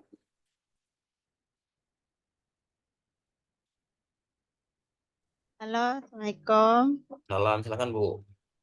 Ya, ya Pak. Ini saya mau nanya, bagaimana cara memusnahkan arsip itu? Diapakan gitu ya Pak? Nah, Oh terus, iya. terus kalau hasil data audit atau yang tahun yang lalu, misalkan tahun 10 tahun yang lalu gitu ya Pak, itu harus dimusnahkan, udah harus dimusnahkan atau gimana kan gitu ya Pak? Gitu. Ya. Nah, ya, itu aja Pak nanya. Oke. Yang di sini disebutkan cara melakukan pemusnahan itu hanya disebutkan prinsip ya Bu ya. Prinsipnya apa tadi? Tidak dikenali fisik dan informasinya. Fisik dan informasinya harus sama-sama musnah. Caranya gimana? Bebas. Tapi yang sangat dianjurkan kalau dia kertas, berarti dia dibuat bubur kertas. Dibuat bubur kertas. Supaya apa? Supaya tidak mencemari lingkungan sebetulnya. Boleh nggak dibakar? Boleh. Boleh nggak dirajang? Boleh. Boleh nggak dilarutkan? Ya boleh. Intinya ini, prinsip aja. Caranya macam-macam. Ya. Jadi untuk menghadapi ujian, pokoknya Ibu pegang ini ya. Fisik dan informasinya tidak dikenali lagi, alias musnah. Gitu ya. Ini harus keduanya, tidak boleh salah satu. Ini harus keduanya. Oke, terus pertanyaannya, arsip tentang audit gimana Bu? Sudah 10 tahun, cek ke sini. Cek ke CRA-nya. Kalau tidak punya CRA gimana? Silahkan bentuk panitia penilai arsip. Kalau arsip tentang audit, misalnya saya harus jadi panitia penilai arsip. Arsip audit atau arsip tentang pemeriksaan, kemungkinan dia punya nilai guna apa tadi? Kalau ALF, kemungkinan dia punya nilai guna apa? Administrasi dia punya, legal dia punya, finansial dia punya. Pertanyaannya RED-nya dia punya atau tidak? Kalau dia ternyata hanya audit untuk yang biasa, berarti kemungkinan dia hanya punya ALF, nilai guna primer saja. Kalau nilai guna primer saja, berarti dia kemungkinan akan menjadi daftar arsip usul musnah. Itu Bu. Ya. Tapi kalau dia punya CRA, ya silahkan tidak usah repot-repot, silahkan contek CRA-nya. Tapi kalau tidak punya CRA-nya, cara menilainya ini yang saya jelaskan tadi ya Bu ya. Bisa dipahami Bu? Teman-teman yang lain? Iya, iya Pak ya. Ya, oke.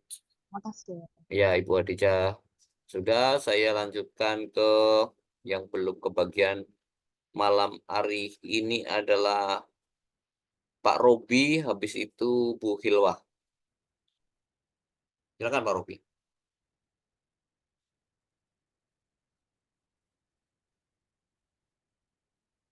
Halo Pak Robi. Halo Pak. Ya Pak, Assalamualaikum warahmatullahi wabarakatuh Pak. Salam warahmatullahi wabarakatuh. Silakan. Ya jadi gini Pak, mohon izin bertanya Pak, hal terkait JRA berhubungan dengan penyusutan Pak ya. Jadi begini Pak, jika semisal suatu instansi belum pernah atau tidak bisa dikatakan tidak pernah sama sekali membuat JRA Pak, terhadap arsip yang lama atau arsip yang terdahulu ya Pak ya. Jadi arsip itu nggak pernah dibuatkan JRA Pak. Jadi gini, bagaimana langkah-langkah yang harus dilakukan terhadap arsip tersebut yang sudah diarsipkan dan tidak memiliki jadwal retensi arsip. Kemudian untuk tugas dan kewenangan, apakah wajib untuk petugas pelaksana ini untuk melakukan pembenahan atas keterkaitan berkas arsip tersebut agar arsip dibuatkan jadwal retensi arsip untuk tujuan capaian kinerja Pak. Oke, terima kasih Pak Satimin.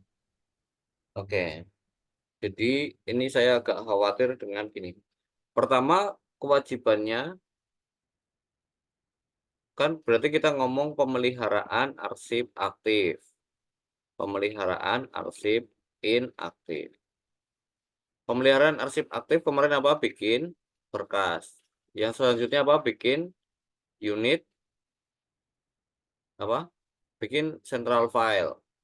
Terus kemudian apa? Disimpan. Inaktif gimana? Ditata, di UK, terus kemudian disimpan. Disimpan di UK. Pertanyaannya. Lalu setelah ini jadi, kan ini menghasilkan apa? Menghasilkan apa di sini? Menghasilkan daftar arsip aktif dan daftar arsip inaktif. Daftar arsip aktif dan daftar arsip inaktif ini kemudian dirujuk ke JRA. Pertanyaannya, jika tidak punya JRA, bagaimana caranya Pak? Berlaku prosedur kalau mau memusnahkan, berarti di slide B1 sampai selesai. Kalau mau menyerahkan, berarti berlaku prosedur C1 sampai selesai. Gitu Pak Robi. Iya, Pak. Ya, tapi Ya, Pak. Paham, syaratnya Pak. apa? Syaratnya harus punya daftar arsip aktif dan daftar arsip inaktif. Oh, ya aktif. Ya, Pak. Ya, jadi Harus bikin ke daftar dulu ya, Pak ya. ya, ini Daftar arsip. syarat wajib Wajib ya, kalau Pak ya. mau masuk ke sini. Kan ini tahapan kan. Kalau mau masuk ke Berarti ada ini, ada berarti pemilahan dulu, Pak ya. yes, Ya. gitu. Berarti harus wajib membuat daftar. Gitu. Aksi pemilahan berarti, Pak ya. Betul, betul. Ya. Oke, sudah? Pak Robi, clear? Bisa Clear, saya Pak. serahkan ke yang lain? Oke, saya serahkan Ya, Pak. ke Terima kasih. Ibu Hilwah, silakan. Iya, Pak, izin bertanya. Ya, Jadi Hilwah. kan penyerahan dari arsip statis dari si PA ke LK itu ditentukannya berdasarkan apa ya? Misalkan LK-nya kan kalau Pemda mah ke LK kabupaten atau kota. Nah, kalau BUMN atau BUMD itu ke LK kota apa kabupaten atau kemana ya Pak? Gitu. Ya, Penentuan LK-nya. Oke, makasih Pak. ya, BUMN berarti dia pusat, berarti ke ANRI. Kalau BUMD berarti dia sesuai BUMD Prof atau kabupaten kota. Itu Mbak Ilwah. Ada pertanyaan lain? Oh ya, cukup Pak, mengerti. Makasih. Ya, sama-sama. Pak Ian, silakan Pak Ian. Pasti Pak Satimi atas waktunya. Ya. Jadi, yang ingin saya tanyakan jika suatu arsip Pak ya sudah dimusnahkan. Nah, beberapa tahun kemudian ternyata datanglah tim audit telusur untuk menanyakan arsip tersebut yang telah dimusnahkan. Misalkan yang menanyakan kan dari lembaga pemerintah kan ya, dari TNI AL. Ternyata itu sudah dimusnahkan beberapa tahun yang lalu arsipnya. Nah, itu bagaimana Pak ya solusinya untuk mencari kembali arsip yang telah dimusnahkan tersebut? Apakah ada ketentuannya Pak untuk mencari arsip yang telah dimusnahkan tersebut? Terima kasih Pak Satimin. Ya. Jadi pertanyaannya Pak Ian adalah bagaimana jika arsipnya sudah dimusnahkan tapi kemudian di kemudian hari ternyata dicari oleh pihak lain, maka jawabannya adalah arsip ini menggantikan arsip yang dimusnahkan. Arsip yang dimusnahkan. Arsip yang musnah digantikan oleh arsip ini. Gitu. Jadi sekarang pencipta arsip cukup menyodorkan arsip-arsip tentang arsip-arsip yang tercipta dari kegiatan pemusnahan. Sepanjang prosedurnya benar, maka pencipta arsip tidak bisa dianggap melawan hukum, menghilangkan barang bukti, dan seterusnya. Saya kira cukup jelas ya Pak Ian ya? Cukup jelas Pak. Ya. Ada pertanyaan lain selain Pak Ian? Terima kasih Pak Satimi. Ya, sama-sama Pak. Hasan Fauzi silakan Pak. Assalamualaikum. Baik Pak, terima kasih. Kalau tidak salah dengar tadi kan pencipta arsip itu kan mengusulkan daftar arsip usul serah ke kepala lembaga kearsipan ya Pak. Betul. Nah kalau kepala lembaga kearsipan itu menolak itu gimana Pak? Oke. Menolak ya. Iya Pak. Oke. Sini berarti ya, bentar. Oke. Saya hapus dulu biar kelihatan coretannya. Ini kan ceritanya dia membuat rekomendasi terima atau tolak. Rekomendasi terima atau tolak. Kalau ditolak berarti kemungkinannya dia akan masuk ke kemungkinan lain. Bisa ternyata karena si pencipta arsip tidak butuh, si kepala lembaga kearsipan juga mengatakan tidak butuh, dia akan berubah menjadi daum. Atau justru mereka kepala lembaga kearsipan mengatakan bahwa ini tidak bisa disimpan di lembaga kearsipan karena dia ternyata arsip vital, misalnya. Maka dia akan diusulkan simpan, dausi lah ya, dausi, daftar arsip usul simpan, dausim, gitu ya. Boleh diusulkan menjadi daftar arsip musnah, boleh menjadi daftar arsip usul simpan. Itu kemungkinannya kalau ditolak. Kalau diterima kan selesai ya kasusnya. Kalau ditolak berarti dia bisa berubah menjadi daftar arsip usul musnah atau daftar arsip usul simpan. Atau mungkin juga usul simpan itu kan kemungkinannya karena ternyata retensinya belum lewat. Salah baca CRA. Mungkin close file-nya belum diperlakukan, terus kemudian CRA-nya dibaca kayak tadi pertanyaannya Mbak siapa? Mbak Ama atau siapa? Itu ya Pak ya. Jadi kalau ditolak kemungkinannya menjadi daum atau dausi gitu ya, dausim gitu ya. Berarti panitia penilai itu tidak melakukan penilaian kembali gitu ya Pak? Ya, jadi rekomendasinya langsung gini kan. Udah selesai. Balikin lagi ke sini, ulang ke sini lagi kan berarti. Ulang lagi ke apa? Kepala lembaga kearsipan kan. Berlaku prosedur apa? Kalau daum berarti berlaku prosedur pemusnahan. Kalau dausim berarti ya sudah selesai. Selesai di internal kan.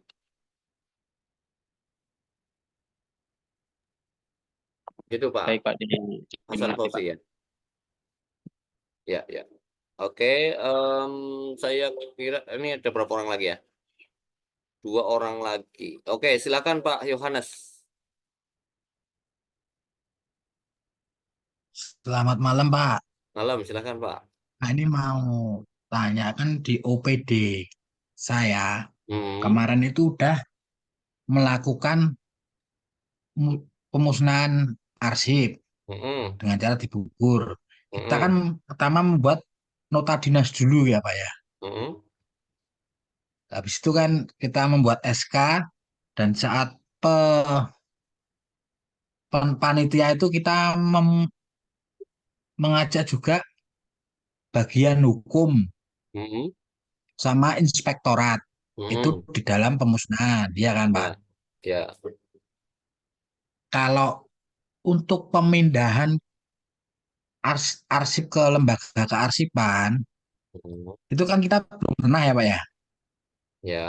Nah itu apakah juga kita harus mengajak bagian hukum juga atau sama inspektor juga atau tidak Pak untuk pemindahan? Ya.